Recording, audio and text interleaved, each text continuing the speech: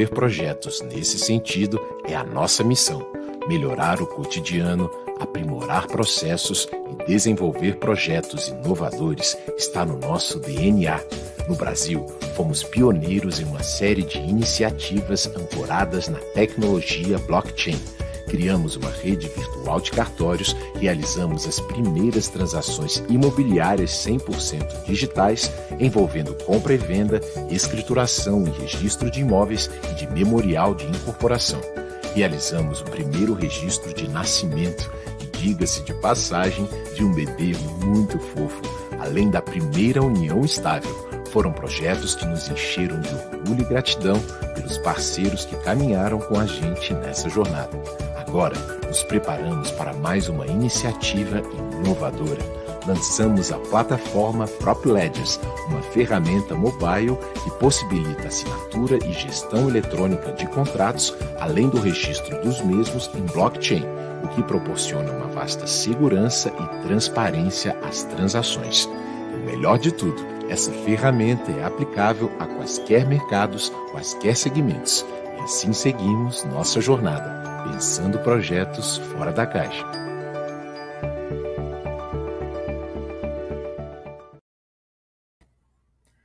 Olá pessoal, boa noite, sejam todos muito bem-vindos a mais esse webinar promovido por nós da GrowthTech em parceria com a IBM. Agradecemos a participação de todos e desejamos um ótimo evento.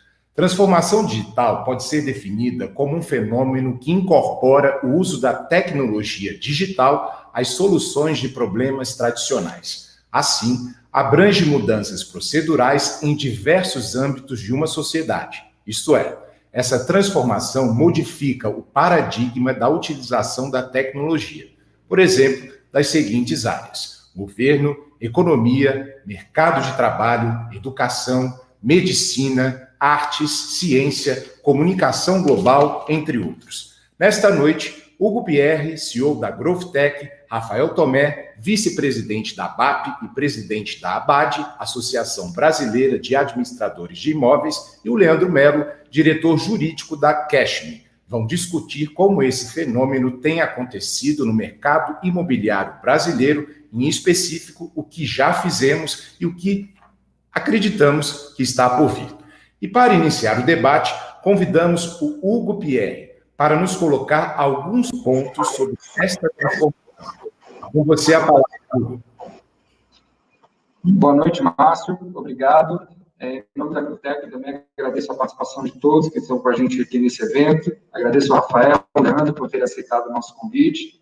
E vamos discutir hoje um tema muito importante para o mercado imobiliário, que é a transformação digital que vem acontecendo nesse segmento e que muita coisa ainda está por vir, num segmento tão tradicional, um segmento tão, com uma raiz tão burocratizada, né, que sempre tivemos aí na história do mercado imobiliário brasileiro.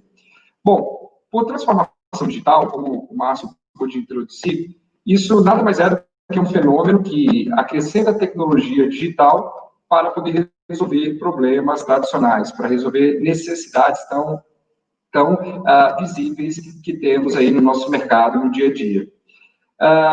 E esse segmento imobiliário, o setor do mercado imobiliário como um todo, sendo um segmento de muita importância, de muita relevância na economia brasileira como um todo.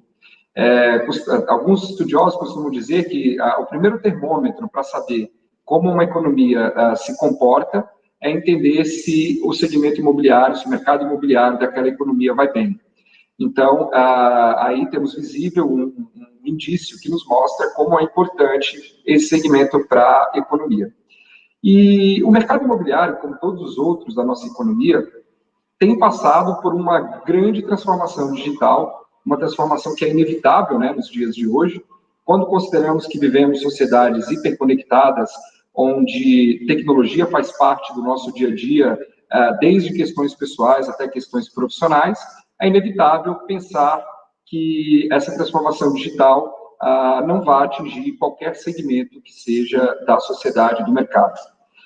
E, considerando alguns pontos, alguns aspectos que nós já podemos enxergar como fruto de transformação no mercado digital, eu começo elencando a digitização dos estandes de vendas, por exemplo, que nada mais é do que transformar a forma, né, o modus operandi, como o usuário final, o comprador final, o cliente final se relaciona com o mercado, com a comercialização de imóveis dentro do mercado imobiliário.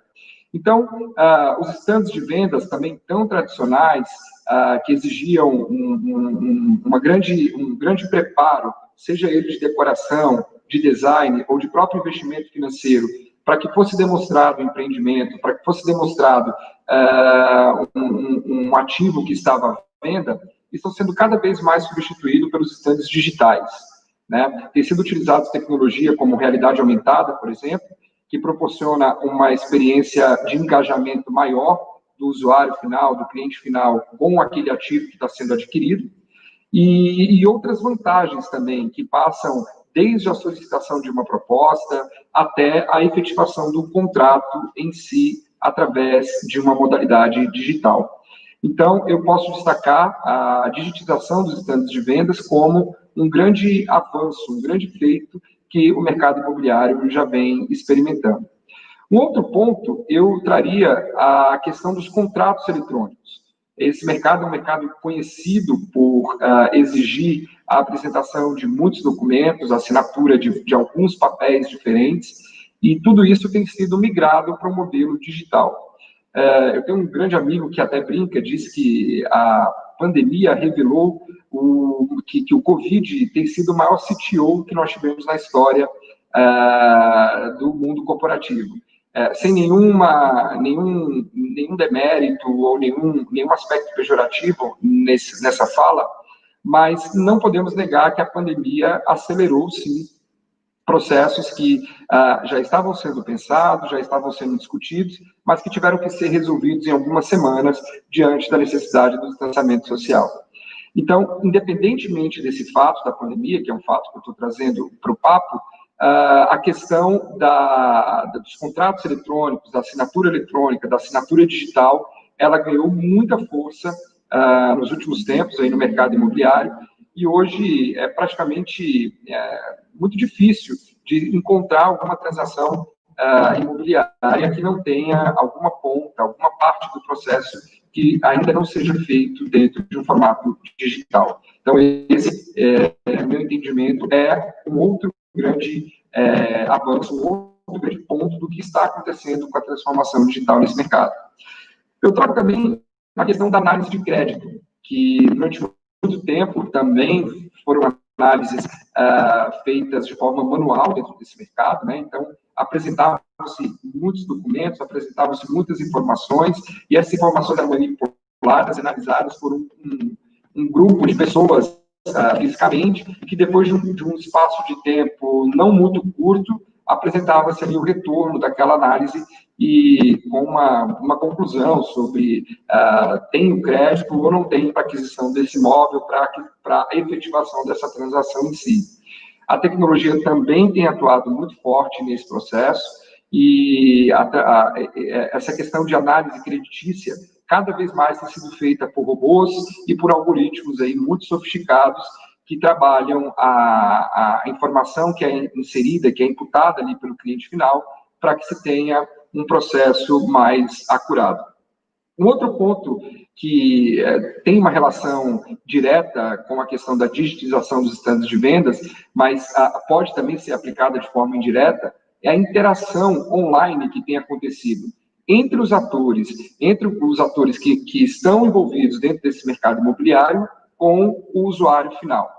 Então, hoje mesmo estava dando uma olhada, existem aplicativos já próprios para que atores desse mercado conversem entre si de uma forma mais confortável, de uma forma digital, e que possa proporcionar uma interação mais rápida, mais usual e menos burocrática entre as partes que precisam, em algum momento, conversar sobre algum ponto, sobre alguma transação imobiliária que esteja acontecendo.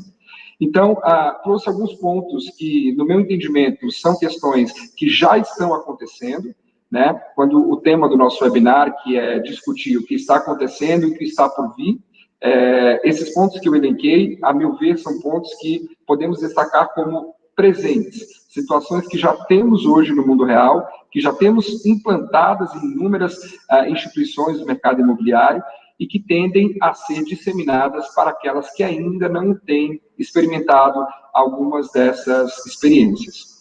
E falando no que está por vir, no que pode ainda ser melhorado, aperfeiçoado com a questão da transformação digital, o primeiro ponto que eu gostaria de citar é a ampla integração entre todos os atores que são necessários para uma cadeia de incorporação imobiliária, por exemplo, acontecer. Quando nós falamos de uma incorporação imobiliária, nós envolvemos aí o governo, por intermédio das prefeituras, por intermédio dos governos estaduais.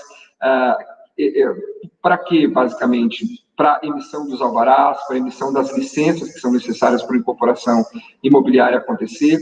Nós temos a questão dos cartórios, que cumprem uma função pública também dentro de toda essa cadeia. Enfim, termos uma integração, termos um processo onde todos esses atores possam conversar de forma instantânea, de forma a otimizar informações que são imputadas em um ator, mas que seriam aproveitadas por toda essa cadeia, a meu ver, faz todo sentido e pode ser, sim, ainda muito melhorado, muito impactado por esse processo de transformação digital que está por vir, o que está acontecendo e que pode melhorar esse que está por vir. Então, integrar esses atores, integrar todos os entes que, de uma certa forma, têm uma relação com o mercado imobiliário, têm uma relação para que essas transações aconteçam, acredito que ainda pode ser muito, muito mais impactado por esse fenômeno da transformação digital. Um outro ponto é a facilitação de trâmites que ainda são muito burocratizados. Tivemos muita melhoria, mas ainda podemos melhorar muitos pontos dentro dessa cadeia como um todo. E aí é inevitável citar a situação dos cartórios, né? Os cartórios têm um papel muito importante, muito fundamental dentro dessa cadeia, dentro desse ciclo de incorporação imobiliária. Tiveram muitos processos utilizados nos últimos tempos, isso é inegável. Tiveram realmente situações que mudaram muito, mas ainda precisamos mudar um número muito grande de processos, de modus operandi dentro desse mercado. Então, termos menos burocracia e mais tecnologia dentro desse mercado a favor do segmento imobiliário também me parece um ponto que ainda pode ser melhorado, que ainda pode ser impactado com a questão da transformação digital. E aí, abrindo um pouco o leque dessa questão dos cartórios, eu destaco também possibilidades de registros alternativos de imóveis. Hoje, no Brasil, o imóvel que está sendo transacionado, que está sendo adquirido, obrigatoriamente precisa ser registrado num cartório de competência específica, e seria interessante se pudéssemos usar tecnologia para promover meios alternativos de registros.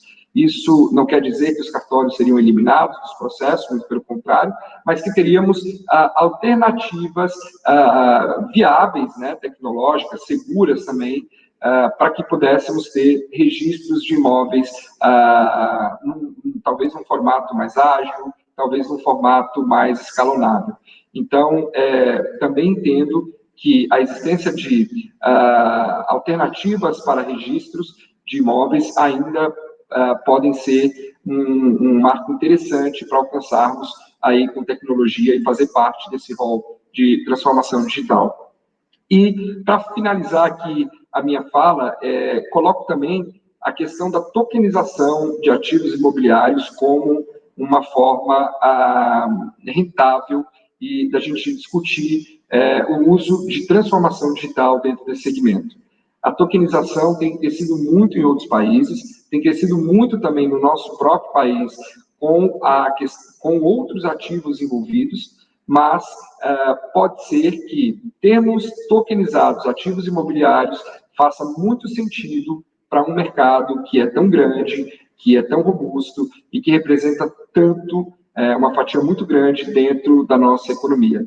Então, discutir tokenização de ativos imobiliários, utilizando tecnologias sofisticadas, utilizando tecnologias seguras, também me parece um ponto que pode ser ainda muito bem impactado pela questão da transformação digital. Então, eu encerro essa minha primeira fala e passo a palavra aí para o Márcio para a gente seguir no nosso evento. Muito bom, Hugo. Interessante a gente ter esse tipo de visibilidade mesmo. E dando continuidade ao nosso evento, convidamos agora o Rafael Tomé, que nos trará um pouco sobre o mercado de gestão condominial no Brasil, além de compartilhar a sua visão sobre como esse processo de transformação digital tem acontecido nesse mercado e o que ainda está por vir. Rafael, a bola está com você. Obrigado, Márcio.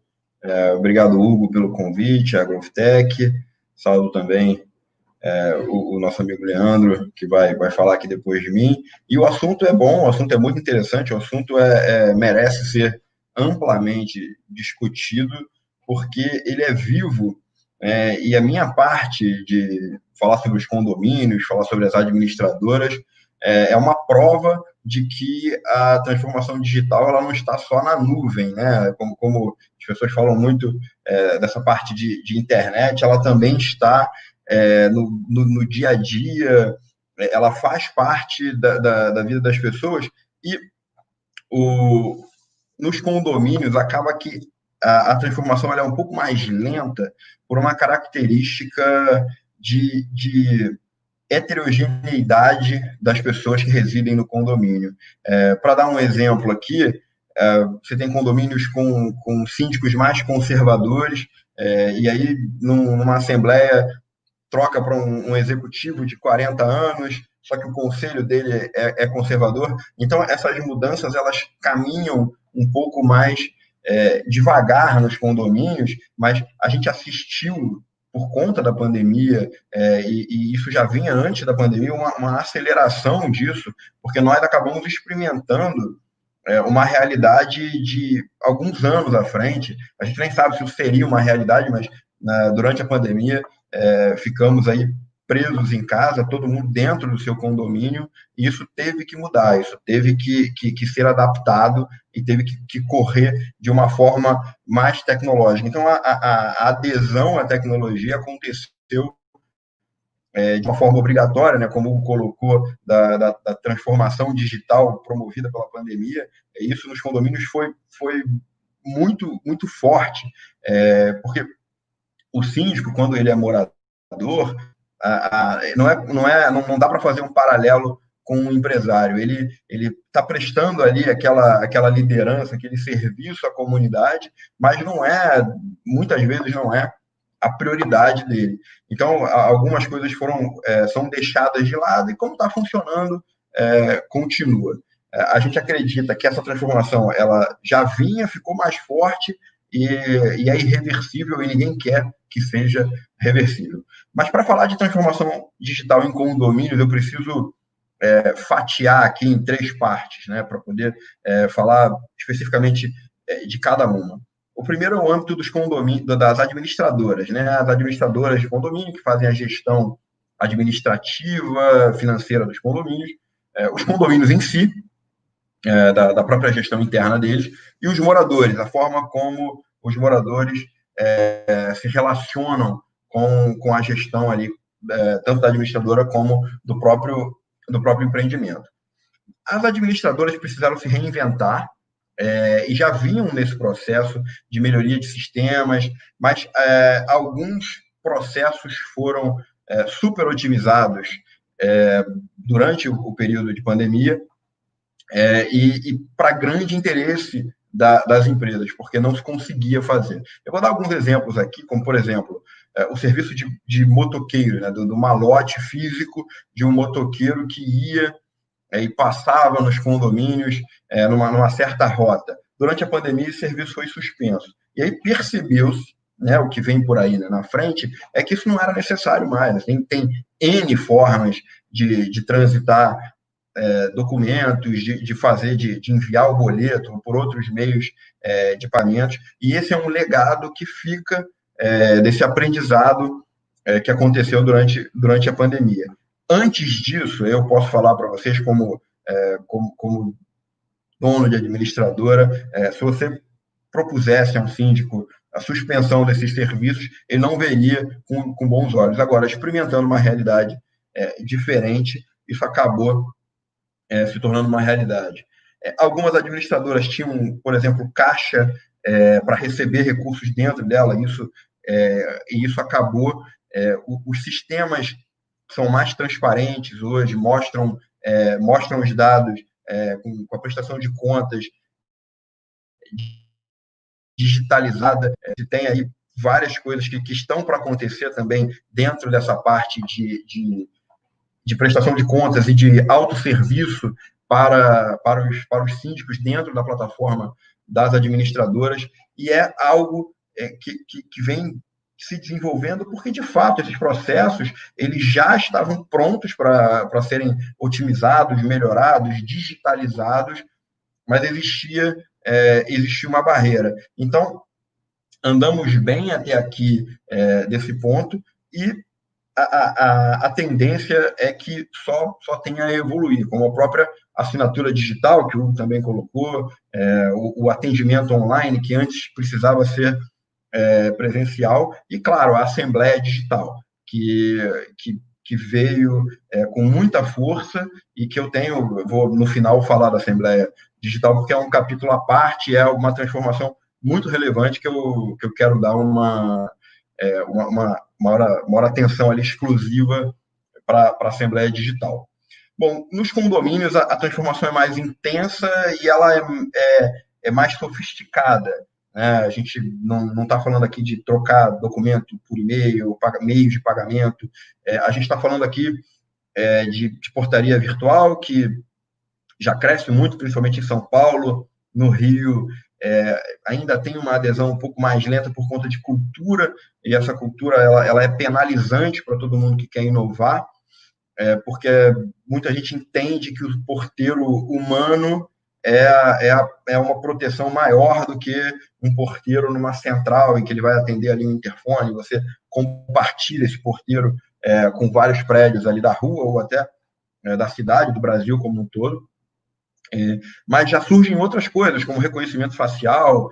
Você envia para o WhatsApp a foto da sua visita, quando ela chega, a câmera já reconhece e abre a porta. Tem muito investimento sendo feito em controle de acesso para condomínio, e essas novidades surgem todos os dias, e o que está por vir, na minha visão, é um sistema mais integrado, um sistema até de chave, para que você seja liberado nos condomínios de uma forma mais automatizada, através de um QR Code ou qualquer outro mecanismo que possa ser feito. Mas acesso a condomínios é uma vertente que tem se desenvolvido muito. Além disso, armários inteligentes, onde a entrega de encomendas no escaninho de cartas, isso vem acabando ao longo do tempo, foi substituído da conta, que hoje é débito automático, por compras online de pacotes. Entra uma questão de segurança, de traqueamento, uma vez que entra no condomínio, aquilo precisa chegar na residência, e cresceu tanto que, num determinado momento, os Correios pararam de entregar na porta das pessoas e passaram a entregar no condomínio, mais uma demanda para o condomínio, e isso acabou sendo resolvido com tecnologia, né? Com esse traqueamento, com os armários inteligentes que o porteiro coloca, e o morador tem a sua senha particular para abrir, e são todos problemas resolvidos com tecnologia. Uma outra área mais recente que tem se desenvolvido é a área dos honest markets, né? Os honest markets têm sido implantados nos condomínios sem a presença, e isso sempre foi um problema econômico da área de vendas do condomínio, né? O sujeito alugava uma área no condomínio para ter um mercado, um bar, e o fato de ter um funcionário para fazer esse atendimento já inviabilizava a operação, porque você tem um público muito restrito daquele condomínio, e um funcionário com todos os encargos trabalhistas acabavam eliminando aquela possibilidade daquele negócio prosperar. Com os honest markets, você consegue fazer, porque não tem um funcionário. E isso tudo tem uma tecnologia muito, muito moderna por trás, para e vem se desenvolvendo também, para ver quais são os produtos. Tem uma câmera que lista os produtos e você sabe quem pegou e já cobra direto. Até alguns casos cobram na fatura dos condomínios. E isso vai para uma série de soluções que acabam, às vezes, esbarrando no jurídico, mas a demanda é tão grande por solução em condomínio, a demanda é tão grande e por segurança, por permanecer dentro da sua área condominial, que as novidades vêm surgindo, que os investimentos vêm sendo feitos, e o que, na minha opinião, vem por aí é uma grande guerra dos marketplaces para condomínios que visam essa, não posso colocar, uma uberização dos serviços condominiais, e grandes players estão entrando nesse mercado para fazer essas vendas já na porta do condomínio, entregas rápidas, e vem sendo aí uma mudança para o outro, para o antigo modelo, né, que era muito mais boca a boca, pede referência, vai um profissional que tem que se apresentar e dar um orçamento, aí ele olha meio sem um escopo muito bem definido. Então, esses marketplaces vêm crescendo para condomínios, e vários players estão entrando nisso para atender essas demandas aí que os síndicos têm crescente por novidades e por serviços mesmo de manutenção. E em terceiro, né, o terceiro âmbito, que é o âmbito do morador, que também precisa ser dividido em dois, que você tem um morador que está residindo no apartamento, e o morador e o proprietário, né, que tem a propriedade daquele apartamento. Nem sempre é a mesma figura, às vezes e a forma como ele se relaciona com esse condomínio vem mudando. Eu tive uma experiência aqui, até no meu condomínio, que uma vez eu saí do trabalho, cheguei em casa e no espelho do meu elevador estava escrito: estamos sem água até amanhã, meio-dia. E há bem pouco tempo atrás, a melhor forma de se comunicar dentro de um condomínio era um papel no espelho. E isso fala um pouco sobre esse atraso que tem nas inovações para condomínio, mas que foi coberto muito rápido por um aplicativo que agora muitos condomínios têm de comunicação. E nesse evento, nesse caso, eu justamente refleti sobre isso. Eu falei, olha, trabalhando com condomínio, né, se eu soubesse antes, eu teria dado outra solução. Eu tinha ido na casa dos meus pais, eu tinha feito alguma outra coisa para não ter que chegar no condomínio e saber pelo espelho do elevador. E esses aplicativos trouxeram várias soluções, né? A reserva de área comum antes era feita num caderninho na administração, agora é pelo aplicativo. As carteirinhas de acesso estão dentro do aplicativo. Segunda via de boleto para pagar o condomínio também estão dentro, classificados. Enfim, isso mudou muito, e as transformações digitais, que não são especificamente dos condomínios, elas impactam no condomínio também. Como, por exemplo, mudou a forma como a sociedade pede comida, né? E aumentou muito o volume, né? Pede jantar, tudo mais. Esse acesso aos condomínios, esse maior volume de acesso aos condomínios de pessoas que não são claramente identificadas com condomínio, ou com as empresas que elas estão servindo, isso cria mais um desafio para o síndico, que precisa regular esse acesso e precisa administrar esse acesso de uma forma que não agrida o morador, que, como a gente viu em alguns casos na pandemia, de falando, olha, eu proíbo a entrada de entregadores de delivery, que teve que sair uma lei para dizer que os entregadores de delivery podem subir. Isso impacta diretamente no fluxo do condomínio. E outro também que impacta no fluxo do condomínio são as plataformas de aluguel por temporada, que hoje você tem um fluxo também muito grande, pessoas diferentes que entram no condomínio, e que o condomínio precisa fazer uma forma de cadastro digitalizada para ter a velocidade de acompanhar, né? Porque uma vez que chega, imagina, você é síndico e chega no seu condomínio, 5 pessoas estranhas ao condomínio, que não são moradores, não são proprietários, não estão cadastrados, falando, olha, eu aluguei do fulano de tal, está aqui o meu documento. Até você comprovar que aquele documento ele é verdadeiro, se não for um documento assinado digitalmente, validado digitalmente, já informado diretamente ao condomínio, com certeza você vai, num condomínio que tem um fluxo seguro, com certeza você vai ficar ali esperando na porta algumas horas para entrar. Então, a relação do morador também vem se transformando, né, em algo mais digital, mais eficiente, e vem continuamente esbarrando nos desafios da tecnologia sem perder a segurança. Outras questões que a gente observou, e aí já mais dentro do apartamento, do desenvolvimento de paredes instagramáveis, como você pode perceber aqui, eu não tinha esse quadro aqui antes da pandemia.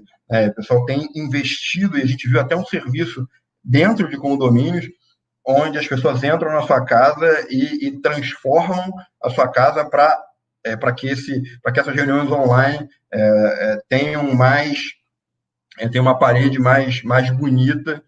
Você vê o fundo da casa do Hugo, por exemplo, você vê todo bem organizado, bem ornamentado ali. É muito mais que esse meu quadro aqui que eu coloquei por causa das lives aí que a gente vem participando ao longo da pandemia, mas também uma forma de correr atrás dessas mudanças, de se adaptar a essas mudanças, que seja a administradora, seja o condomínio, seja o morador, tem feito de uma forma muito rápida, uma adequação muito rápida.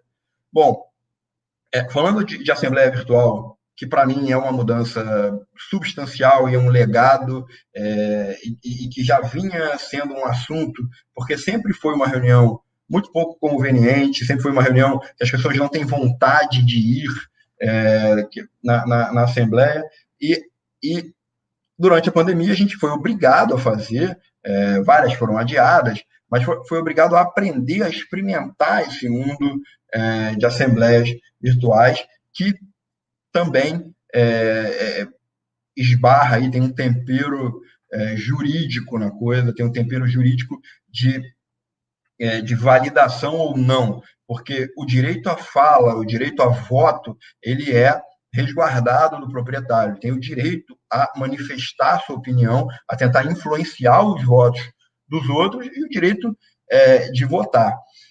E o acesso, a restrição, a conferência, se a pessoa é mesmo proprietário na hora de entrar na reunião, isso tudo, quando a gente se deparou com o problema de ter que realizar a Assembleia, e para fins aqui de registro e informação, a pandemia aconteceu justamente durante o maior período de assembleias, que é março, abril, maio, e poucas foram realizadas, porque você não podia aglomerar, mas deixa um legado muito importante de que o futuro, o que vem por aí em questão de assembleia, são assembleias híbridas, são assembleias onde você que quer participar, exercer o seu direito à fala e a voto, você vai ter direito em algum local pré-determinado. E quem quiser apenas exercer um direito virtual de um comentário ou um voto, vai poder participar. E quase tudo em condomínio acaba num modelo híbrido. Você tem que ter esses meios mais tecnológicos de comunicação, para livro de ocorrência, por exemplo, mas tem que ter também ali o livro físico, até que ele seja completamente substituído, justamente por causa do pessoal heterogêneo que tem num condomínio. Então, sistemas foram desenvolvidos para atender essa demanda, para que tenha um local físico, para quem está, por exemplo, viajando, que não poderia participar da Assembleia, ou tem que mandar um procurador, pode participar digitalmente. Então, você tem uma Assembleia mais tranquila, na medida do possível, tem algumas que não, mas, na medida do possível, assembleias mais tranquilas. Você tem assembleias mais inclusivas, com pessoas que não participariam, não desceriam ali do condomínio para a assembleia, e sem fronteiras, né, com uma distância muito mais... a distância se torna irrelevante para a participação dos membros da assembleia. E lembrando que a assembleia ela é a instituição mais importante do condomínio, né? Se você for comparar com o país, a Assembleia ela responde pelo poder legislativo e judiciário de um condomínio. Então, tudo que tiver para facilitar e para transformar essa Assembleia em algo mais eficiente, produtivo e inclusivo, vem com uma tecnologia que será muito bem aceita e muito útil. Tá? Então, esse processo de transformação ele continua a acontecer, ele não é realmente um processo que não para nunca de evolução, e as pessoas até têm investido muito em condomínio, as PropTechs, Condotechs têm surgido, e a gente sempre tem que ficar de olho nessas novidades e aprender sempre com elas para desenvolver melhor e a sociedade ir sendo beneficiada dessas melhorias. Márcio, são minhas... Excelente explanação, Rafael. Eu estou pensando aqui, depois da tua fala, como os condomínios estão presentes nas nossas vidas, né? Até na nossa ou do amigo que a gente vai visitar, como você falou, enfim, para quem mora em casa. E bom saber que está acompanhando essa transformação. E vamos agora fechar o nosso primeiro bloco desse webinar, convidando o Leandro Melo, que nos contará um pouco da jornada da Cashme, o que tem feito nesse sentido da transformação digital e como vem se preparando para o futuro. Leandro, eu passo a palavra para você. Obrigado, Márcio. Obrigado a todo mundo. Boa noite. Agradeço ao Hugo ao convite, ao Rafael também, bela explanação. Eu ainda não estou adaptado com relação ao cenário aqui, um fundo aí que poderia estar com algum tipo de tela, de coisa assim, mas eu vou chegar lá. Mas obrigado a todo mundo. O tema realmente é muito sensível e é algo que já está acontecendo há muito tempo. Eu acho que, de modo geral, o mercado imobiliário já está muito adaptado com todo tipo de inovação e todas as empresas, os principais players já entendem que eles precisam inovar, e inovar hoje não é mais uma opção, e sim uma obrigatoriedade.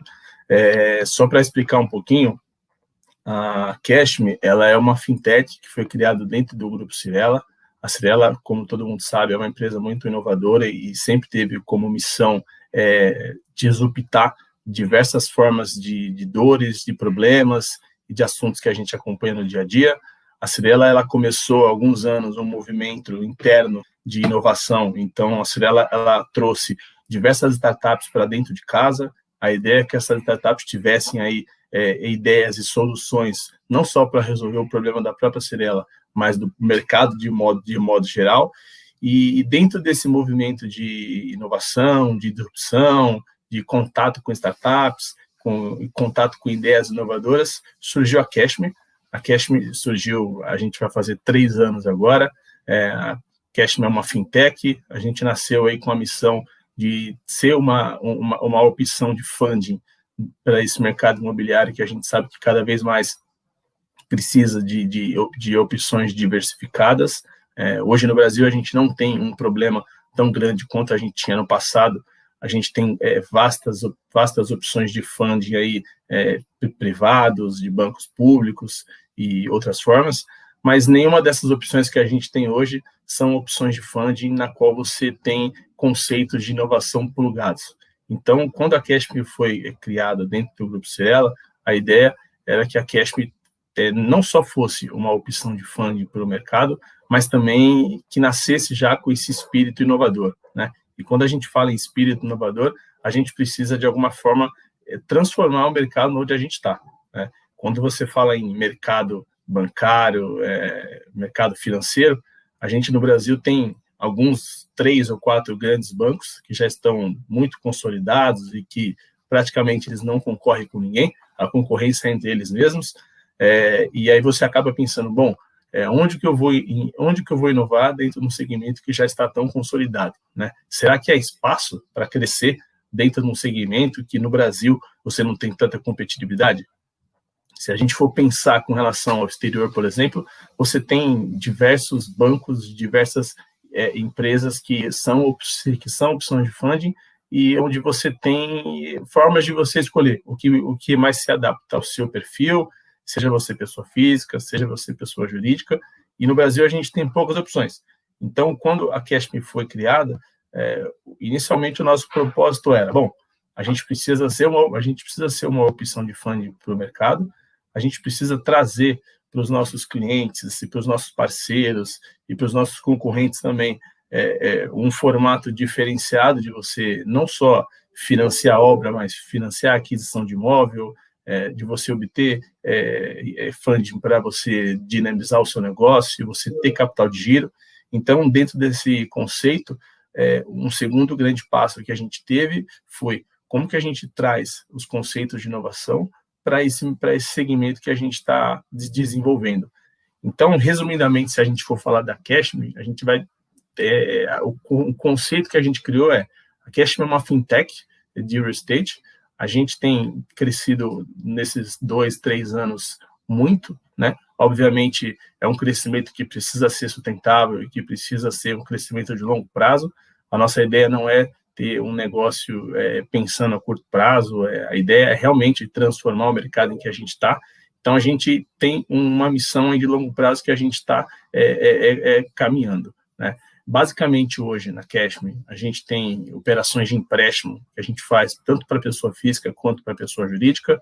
A gente tem operações de varejo aí que vão a partir de R$50 mil até 5 milhões, e a gente tem operações estruturadas, que são as operações mais complexas, que a gente tem que vão até 50 milhões. Ou seja, a gente tem operação tanto para quem precisa de R$50 mil, por exemplo, para fazer uma reforma num imóvel, ou precisa de um funding para dinamizar o seu negócio, investir em capital de giro de estoque, quanto para quem precisa financiar uma obra, por exemplo, né? A gente sabe que hoje os bancos grandes eles têm bastante participação dentro do mercado imobiliário e é inegável que os bancos têm uma relevância muito grande nesse ponto, mas também a gente sabe que nem todas as incorporadoras, nem todas as construtoras, elas têm uma opção de funding tão acessível e tão barata quanto o mercado poderia oferecer. Então, a nossa proposta, o nosso propósito é transformar o mercado do ponto de vista de trazer uma opção de funding que seja rápida, uma opção de funding que seja barata, uma opção de funding que seja acessível, né? E aí, quando a gente fala de acessibilidade, transformação do mercado, como que a gente pode inovar, né? Hoje, as operações que a gente tem, basicamente faz operações de empréstimo, a gente sempre solicita ao cliente uma garantia real aí para a gente acompanhar e para a gente colocar dentro da nossa operação. Como a gente tem todo o background da Cyrela, a gente obviamente entende de ativo real e a gente conhece muito bem como avaliar um ativo real, como que a gente pode fazer para entender a liquidez desse ativo, se esse ativo realmente é algo que é viável para você colocar dentro da operação, e aí a gente segue dessa forma. E como a gente sempre tem uma garantia real e a gente sempre faz contratos com os clientes para garantir as operações que a gente faz, muitas vezes, a gente precisa criar um instrumento de alienação fiduciária, que é algo que o mercado conhece, funciona muito bem, até o Hugo mencionou agora há pouco, hoje a gente ainda tem a obrigatoriedade de realizar um instrumento de alienação fiduciária via cartório de registro de imóveis, e algo que a gente faz no dia a dia. E aí a gente se deparou, dentro dessa nossa jornada, né, de desafios e de crescimento, com esse ponto que é algo que é relevante, que a gente, logo no início, a gente pensou, bom, a gente não vai conseguir escapar desse desafio, e a gente precisa contribuir para que esse desafio que a gente tem seja cada vez mais flexibilizado e facilitado para que outros players entrem também, né? A nossa ideia não é nadar sozinho nesse espaço. A ideia é que outros players também entendam o mercado que a gente está criando e que participem também. Hoje já tem não só fintechs igual a gente, mas alguns bancos têm entrado de cabeça nesse mercado de empréstimos com garantia de imóveis. É algo muito, muito bom do ponto de vista para quem está operando e também para quem toma o financiamento. Só que a gente tem uma questão que é uma dor que o mercado enfrenta, não só o mercado de fintechs, mas o mercado imobiliário de modo geral, né? Todo instrumento de alienação fiduciária que a gente vai celebrar, a gente necessariamente precisa passar por um cartório de imóveis, e ele vai validar o seu instrumento e vai registrar a operação, vai registrar a alienação que foi dada, né? Nos nossos casos, via de regra, o cliente ele tem a propriedade, ele precisa de funding para, seja lá qual é o motivo, e ele oferece para a gente esse imóvel em garantia. Então, não é exatamente uma alienação fiduciária para aquisição de imóvel. Muitas vezes, alienação fiduciária colocando o imóvel em garantia, né? E aí, a gente enfrenta hoje 3 grandes desafios aí com relação a esse processo que a gente tem, né? Que é de formalização e de registro dos nossos contratos de alienação fiduciária. Se a gente for parar para pensar no primeiro deles, a gente tem uma grande dificuldade com relação aos cartórios no Brasil, porque você não encontra hoje uniformidade de entendimentos entre os cartórios, né? Os cartórios de São Paulo, eles pensam diferente dos cartórios do Rio, e pensam diferente dos cartórios do Sul, e pensam diferente dos cartórios do Nordeste. Então, você já tem uma dificuldade de procedimento e de uniformidade de ações, né? É engraçado, dentro do mesmo cartório, você tem situações de interpretações distintas, né? Se você der entrada num documento e você tiver a sorte ou o azar de receber o seu documento por um tabelião e não pelo outro, muitas vezes o entendimento do mesmo cartório é diferenciado. E aí você acaba tendo muita dificuldade para você criar uma operação que seja uniformizada, uma operação que seja azeitada ao ponto de você evoluir com bastante rapidez, né? Além disso, tem um outro ponto, que é uma outra dificuldade, é uma outra dor que a gente percebe e que a gente ainda não vê tanto esforço, né? Os cartórios, eles não têm ainda, eles não têm conhecimento sobre as tecnologias que existem hoje, como o blockchain, que o Hugo conhece muito bem, e outras tecnologias que a gente conhece que poderiam facilitar não só o dia a dia dos cartórios, mas o dia a dia também de quem opera com esse tipo de produto, e o investimento é muito baixo. Então, você tem pouquíssimo conhecimento sobre as ferramentas de tecnologia que existem, e você não vê também investimento nesse sentido, né? Você não vê capacitação dos profissionais, você não vê plataformas sendo lançadas. É um mercado que ainda é muito manual, ele ainda depende muito de muito papel, depende ainda de muita ação e de bastante energia que você precisa fazer para a coisa andar de modo geral, né? E o pior deles, assim, e o terceiro grande desafio, e talvez seja um dos mais difíceis do ponto de vista para quem quer empreender, você não tem muito diálogo do ponto de vista de inovação, você não tem muito diálogo do ponto de vista de quem quer discutir e chegar a um senso comum. Falar, olha, a gente está numa situação que a gente precisa que seja feito um registro dessa forma, e eu tenho legislações que me amparam, né? A gente tem alguns provimentos que surgiram, não só agora por conta da pandemia, mas também lá do passado, que eles transformaram completamente a forma como a gente registra atos hoje no Brasil, né? A gente tem o provimento 89 de 2019, que mesmo antes da pandemia ele trouxe diversas inovações do ponto de vista de registro e prática de atos notariais de forma eletrônica. Esse ano a gente teve um outro provimento também, no número 100, também do CNJ, que ele trouxe diversas formas de você praticar atos registrais, e você ainda não tem, do ponto de vista dos cartórios, essa assimilação de conceitos, né? Então, você apresenta, você argumenta, você explica que tem um provimento que te deixa praticar um ato de uma maneira eletrônica, e o cartório simplesmente, muitas vezes, fala que não entende dessa forma, e que, se você quiser, você pode suscitar dúvida para questionar, e a gente sabe que uma solicitação de dúvida ela é extremamente morosa, né? E muitas vezes acaba não compensando, né? As operações elas têm um timing, o cliente tem um timing, não dá para suscitar dúvida todas as vezes, né? E algo que a gente acaba muitas vezes não conseguindo ter espaço para dialogar. Então, acho que esses 3 pontos, né? Que é a não uniformidade de entendimentos, o baixo conhecimento e baixo investimento, e, por último, a falta de espaço para debates, são coisas que dificultam. Obviamente, a gente sabe que são desafios que a gente tem que vencer, que a gente tem que seguir adiante, não dá para a gente simplesmente cruzar os braços e imaginar que é um problema que a gente tem que lidar com ele, e a gente tem criado ferramentas cada vez mais que são aptas para a gente avançar e superar esses desafios, né?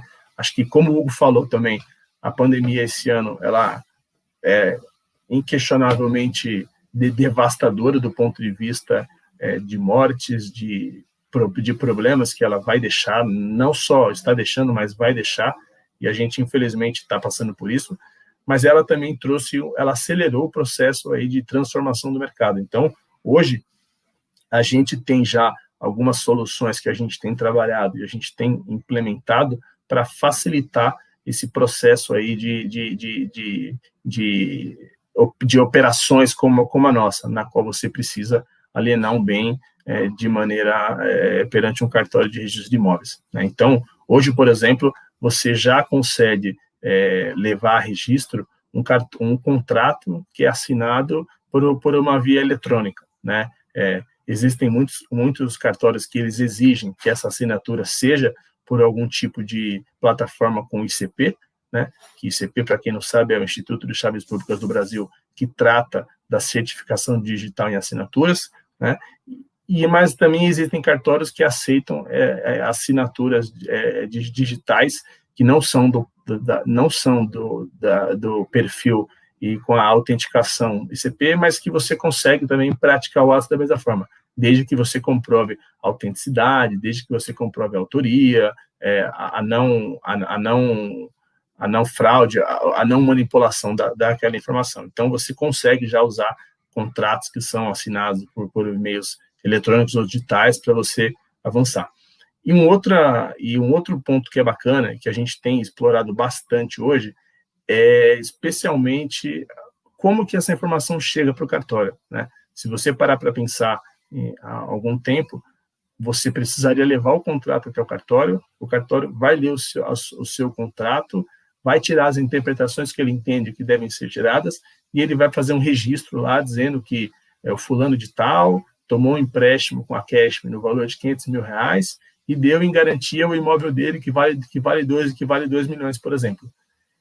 Esse processo, a gente entende que não é tão necessário que o cartório receba a minuta completa do contrato e tenha ali a oportunidade de ler o contrato inteiro e de ver informações que não são relevantes, né? E isso trouxe para a gente aí a oportunidade de mudar um pouco esse cenário. Hoje, com os provimentos que a gente tem, a gente consegue encaminhar para os cartórios, muitas vezes, o arquivo com aquilo que a gente vai levar para registro. E esse arquivo, ele é basicamente um extrato XML, que é a nomenclatura que a legislação fala, pela qual a gente encaminha as informações para registro em cartório.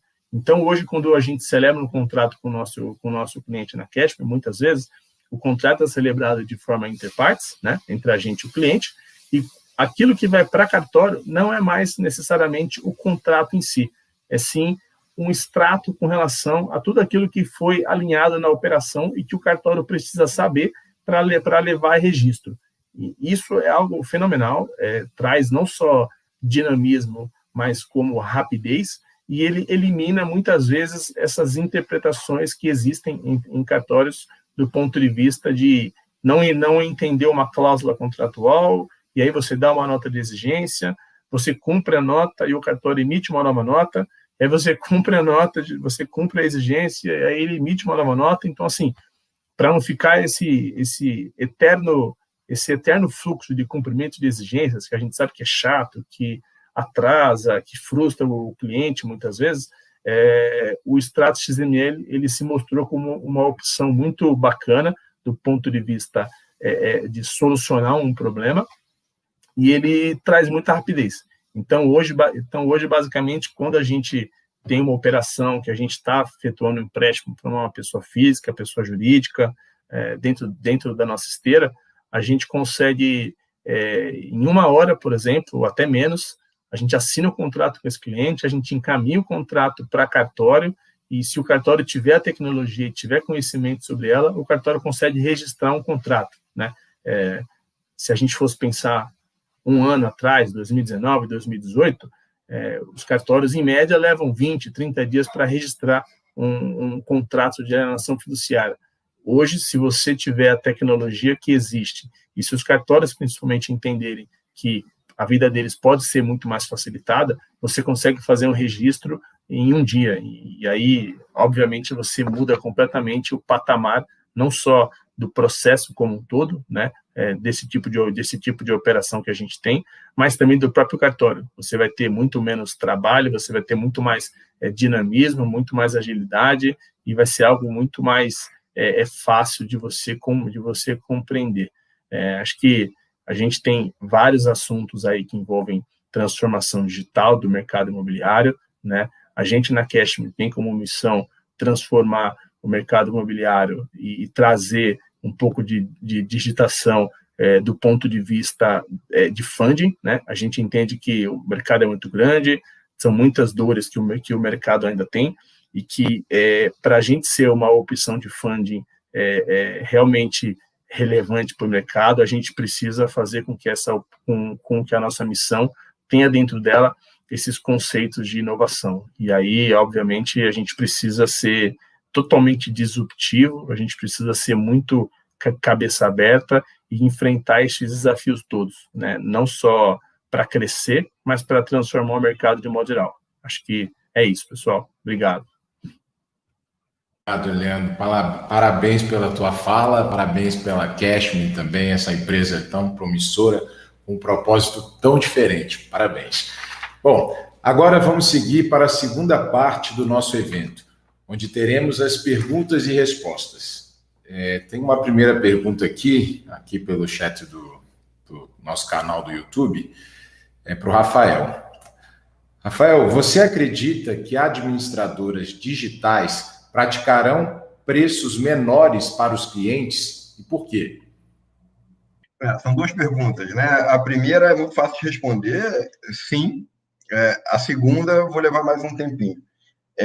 Por que algo tem um preço menor, né? Um preço mais, um custo mais eficiente para alguém? Isso diz muito do modelo de negócios, diz muito da forma como essa empresa foi constituída e dos seus processos. Uma administradora digital, que trabalhe digitalmente, ela tem, por definição, uma plataforma tecnológica que ela coloca a serviço do cliente, e com isso ela tem menos demanda de serviço braçal. Hoje, nas administradoras, o maior custo é o custo com pessoal. Você tem um pessoal para processar pagamentos, para receber os pagamentos, para transitar documentos, para fazer folha dos funcionários dos condomínios, o atendimento, que às vezes é online, às vezes é presencial, por telefone. Numa administradora digital, você não teria uma série desses serviços mais custosos, uma estrutura muito mais leve de custos, para que isso impacte, no fim, num custo menor. Então, para tirar aqui como exemplo, um processo de pagamentos, até envolvendo parte da minha fala no primeiro bloco dos motoqueiros, numa administradora tradicional, para pagar uma conta, o síndico envia por e-mail ou pelo próprio motoqueiro para a administradora recebe esse pagamento, alguém separa esse pagamento, passa para um contas a pagar, que confere esse pagamento, confere a autorização do síndico, e depois isso vai para ser digitalizado e arquivado e aí nesse processo é montada uma pasta para uma outra pessoa, e o documento digital vai para a web, e depois o mesmo motoqueiro de lá leva a pasta de volta para o condomínio. Esse processo demora vamos dizer, se o documento chegou aqui, esse único documento chegou no início do mês, esse processo demora de 40 a 45 dias, sendo que numa administradora digital, com essa plataforma, seria uma foto, um registro, e por não ter esse custo de papel, esse custo de pessoal, fica muito razoável se entender com um custo menor de uma administradora digital.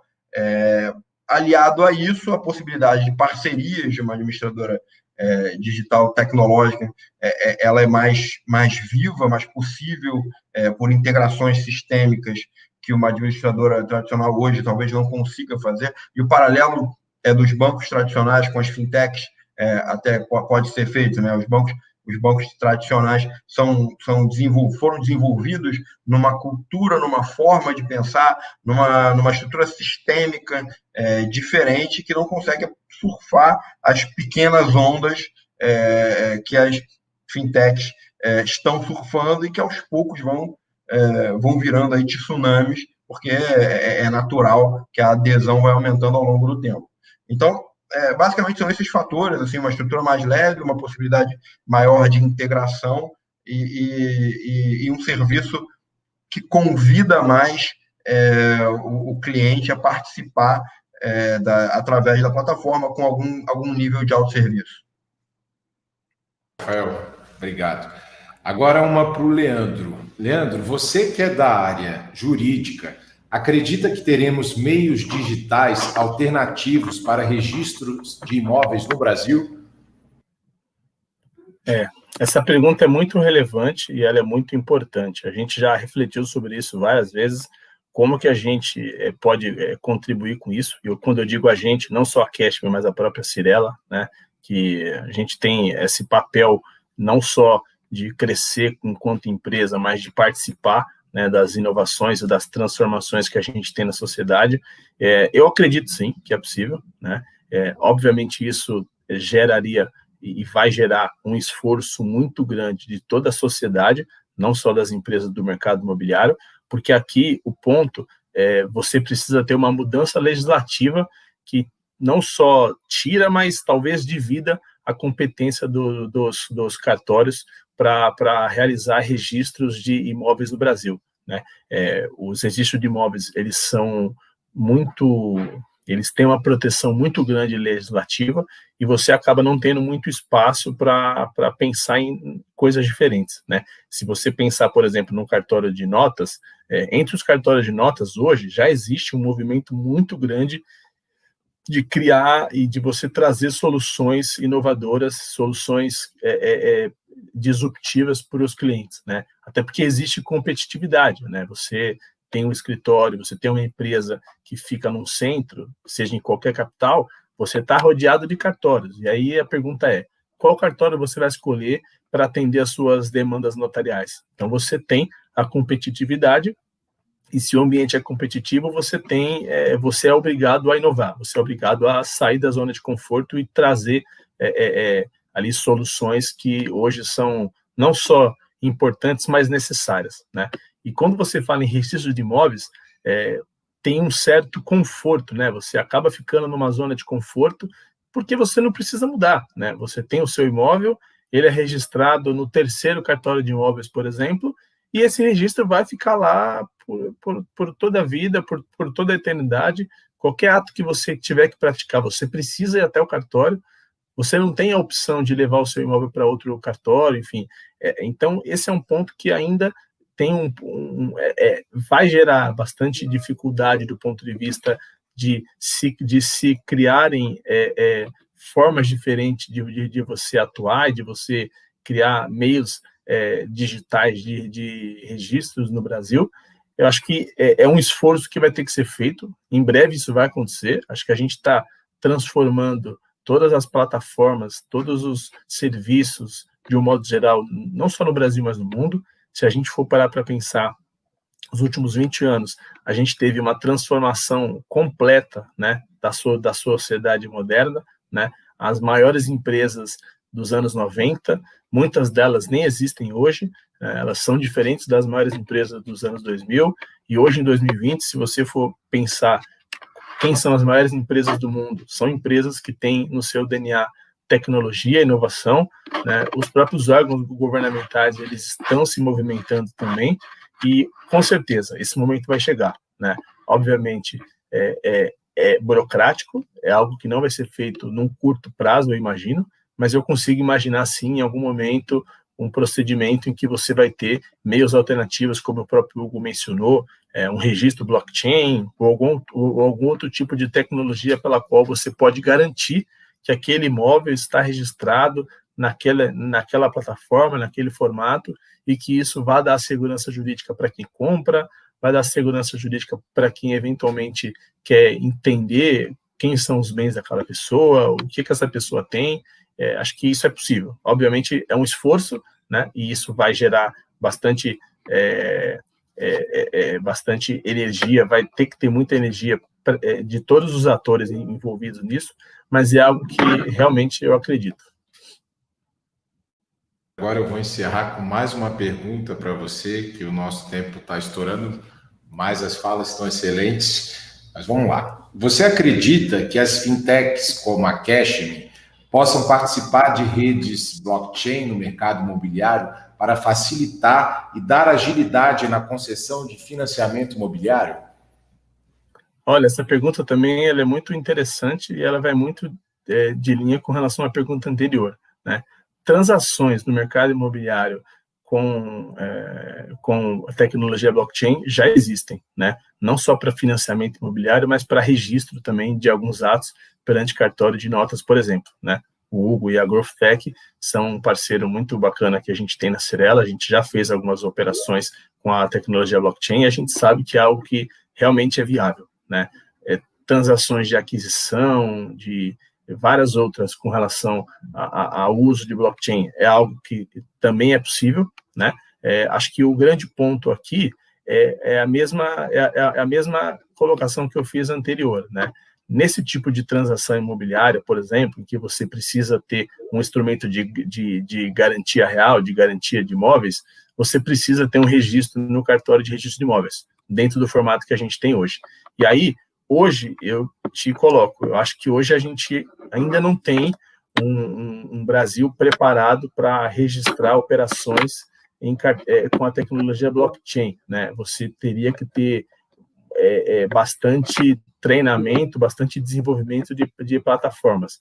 A gente tem alguns cases já no Brasil, né? Bem pioneiros, bem embrionários ainda de tecnologias que já funcionaram, mas a gente tem que pensar que o Brasil é muito grande, né? São Paulo, Rio, a gente tem alguns cases que já aconteceram transações com registro via blockchain, mas o Brasil é muito grande, então você precisa pensar que essa tecnologia ela precisa ser viável no país todo, né? A gente não pode pensar só dentro da nossa redoma, onde a gente vive, porque a tecnologia precisa servir para o Brasil todo. Então, assim como eu falei com relação à pergunta anterior, o dia que esse assunto entrar em pauta, e ele vai entrar em pauta, né, ele é algo que cedo ou tarde vai precisar acontecer, porque o mundo já evoluiu, e o mundo já está muito mais adiante do que esse formato que a gente tem hoje. Eu tenho certeza que a gente vai ter transformações muito grandes, né? E a ideia aqui, gente, não é eliminar o cartório, não é fazer com que o cartório deixe de ser o único ator que atua com relação a registros, né? Você precisa criar competitividade, você precisa criar novas ferramentas, a gente precisa se aproveitar das tecnologias que existem hoje para dinamizar esse processo de modo geral. E o importante todos nós precisamos sair da zona de conforto, né? A gente, enquanto pessoas, na nossa vida pessoal, na nossa vida empresarial, é muito importante a gente ter esse espírito cada vez mais de transformação. Acho que a gente, enquanto sociedade, evolui quando a gente sai da zona de conforto. Mas eu acredito sim, e espero que isso chegue o quanto antes aí, porque para todo mundo vai ser fantástico. certeza, Leandro. Nós esperamos. Obrigado mais uma vez pela sua fala. Obrigado, Rafael. Obrigado, Hugo. E chegamos ao final do nosso evento. Tivemos uma riquíssima discussão nesta noite sobre um tema que certamente impactará as formas como nos relacionamos com o mercado e a sociedade, como disse o Leandro. Muito obrigado a todos pela participação. Fiquem atentos às nossas redes sociais para acompanharem nossos próximos eventos e iniciativas. Tenham todos uma boa noite e uma excelente semana.